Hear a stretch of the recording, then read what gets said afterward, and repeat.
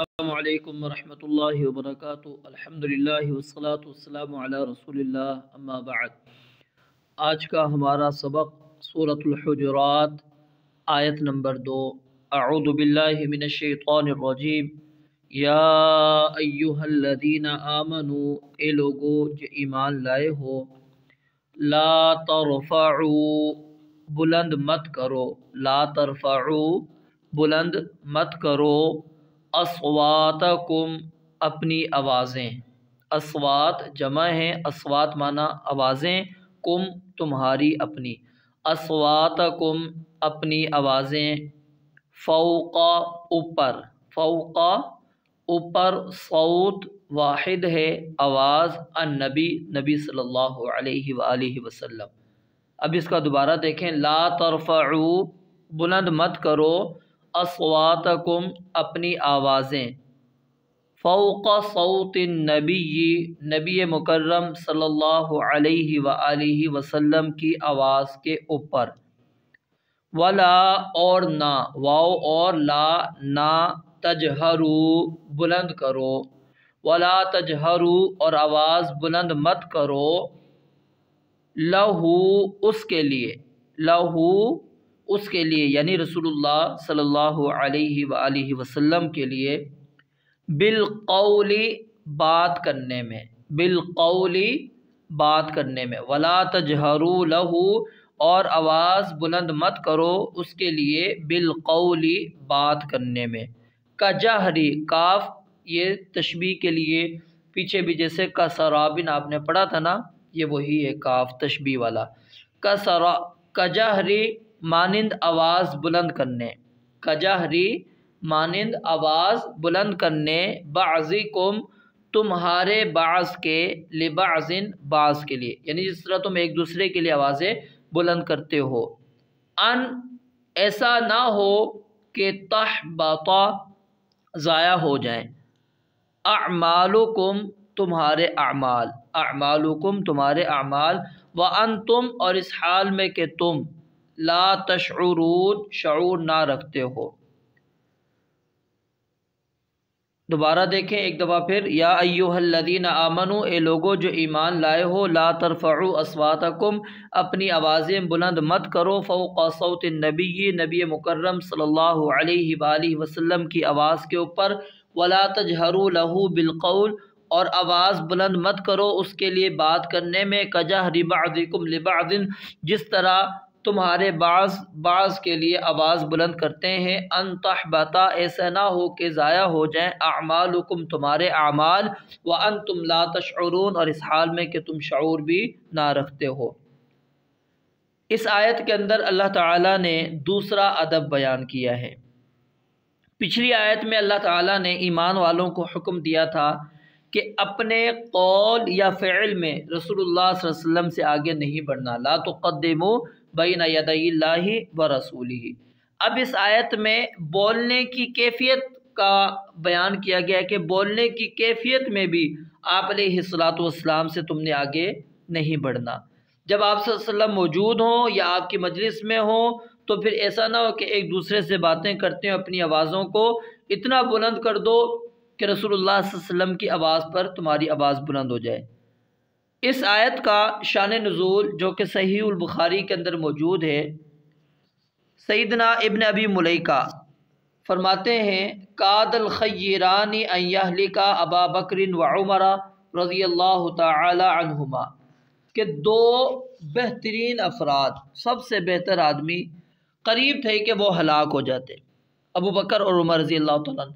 دونوں نے اپنی آوازیں بلند کی، کب؟ جب بنو تمیم کے شتر سوار آپ علیہ الصلوۃ والسلام کے پاس آئے تو ان دونوں میں سے ایک نے بنی مجاشع کے اقرع بن حابس کو بنو تمیم کا امیر مقرر کرنے کا اشارہ کیا،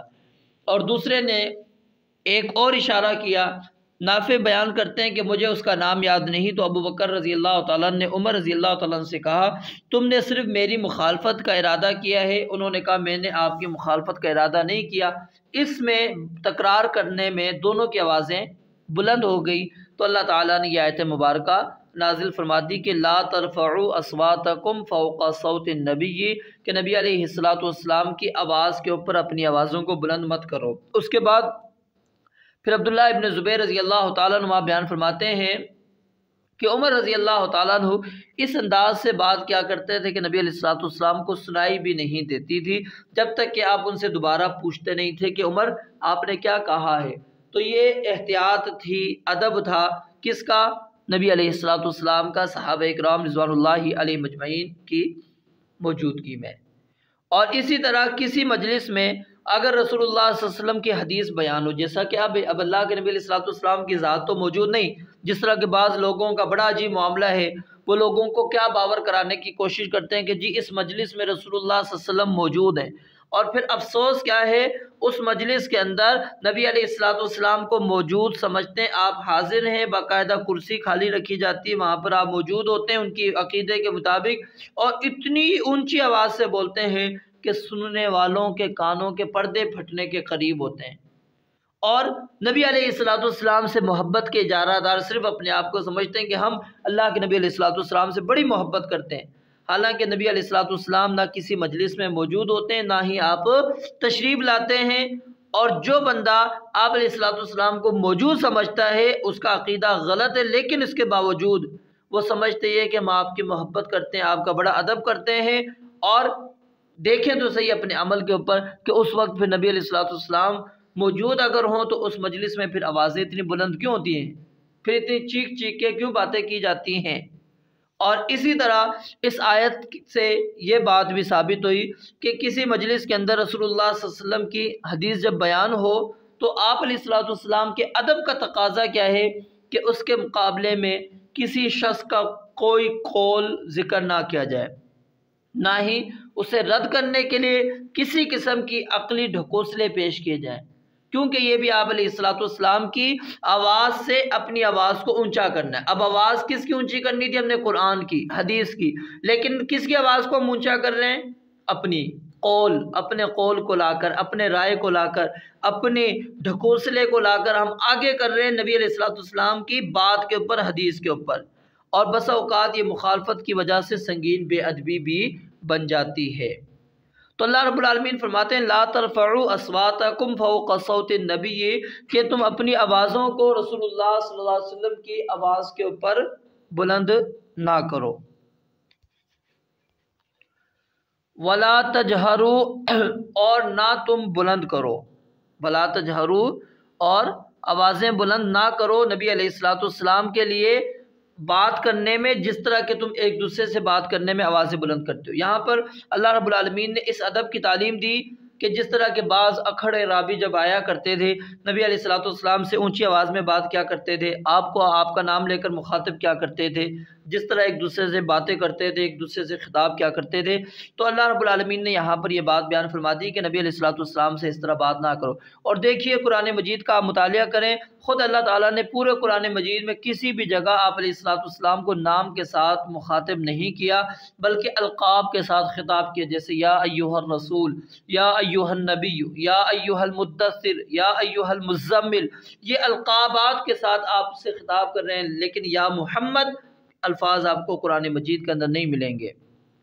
لیکن دوسرے انبیاء ان کو اللہ تعالیٰ نے خطاب نام لے کر کیا، یا آدم، یا نوح، یا ابراہیم، یا داود، یا موسیٰ، یا عیسیٰ ابن مریم،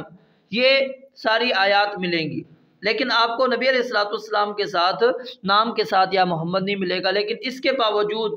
اکثر جاہل یا محمد کہنے اور لکھنے پر اصرار کرتے ہیں اور دعویٰ پھر آپ علیہ الصلوۃ والسلام سے محبت کا رکھتے ہیں، تو یہ آپ علیہ الصلوۃ والسلام کی توقیر اور تعظیم کا آپ اندازہ لگا سکتے ہیں کہ اللہ رب العالمین نے فرمایا کہ تم نبی علیہ الصلوۃ والسلام سے جب بات تم نے کرنی ہو تو اس طرح خطاب نہیں کرنا، اس طرح نہیں بلانا، اس طرح آواز بلند کر کے باتیں نہیں کرنی جس طرح کہ تم آپس میں کیا کرتے ہو۔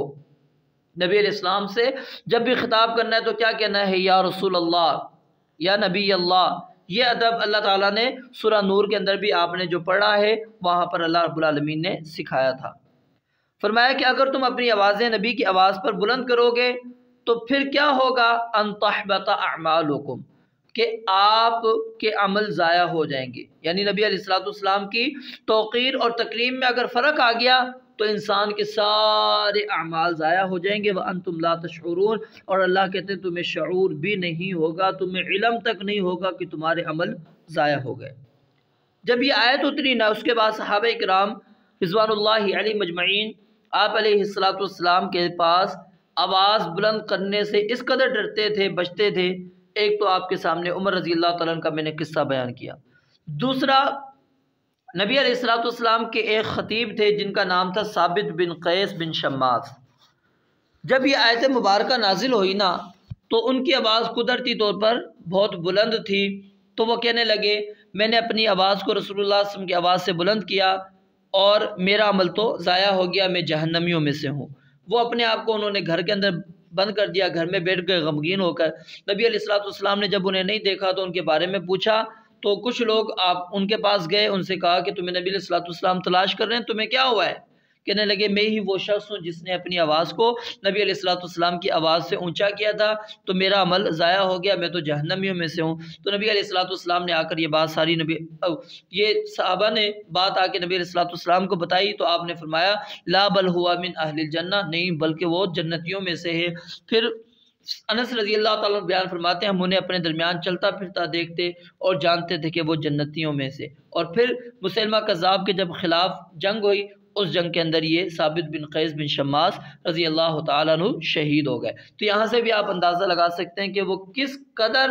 احتیاط کیا کرتے تھے، سمجھتے تھے کہ کہیں ایسا نہ ہو ہمارے عمل ضائع ہو جائے۔ تو اس لیے ہمیں نبی علیہ الصلوۃ والسلام کی آواز پر اپنی آواز کو بلند نہیں کرنا، یعنی کیا مطلب، آپ کا جب فرمان آ جائے تو اس فرمان کو رد نہیں کرنا، اس کی مخالفت نہیں کرنی، اور اس فرمان کے مقابل میں کسی اور کا قول بھی پیش نہیں کرنا، اور نہ ہی نبی علیہ الصلوۃ والسلام کو ان الفاظات کے ساتھ خطاب کرنا یا محمد، یہ ادب نہیں ہے، یا آپ علیہ الصلوۃ والسلام کی گستاخی۔ اگر ادب ہوتا تو رب العالمین ضرور ان الفاظوں کے ساتھ قرآن مجید میں آپ علیہ الصلوۃ والسلام کو مخاطب فرماتے، تو اس لیے اس سے بھی بچنا چاہیے۔ رب العالمین سے دعا ہے اللہ تعالیٰ سمجھنے اور عمل کرنے کی توفیق عطا فرمائے۔ وآخر دعوانا ان الحمد للہ رب العالمین۔